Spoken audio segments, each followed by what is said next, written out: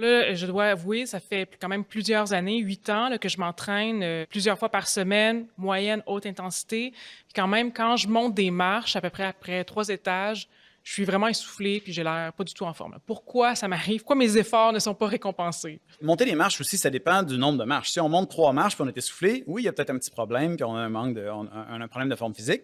Mais si on réussit à monter 200 marches puis on est essoufflé, même le meilleur athlète au monde, il va être essoufflé un petit peu après 200 marches. Donc, tout ça va dépendre de notre capacité cardio-respiratoire, notre capacité musculaire à faire l'effort. Parce que monter les marches aussi, c'est assez musculaire, hein. On utilise les membres inférieurs, les jambes pour se pousser, se propulser vers le haut, vers l'avant.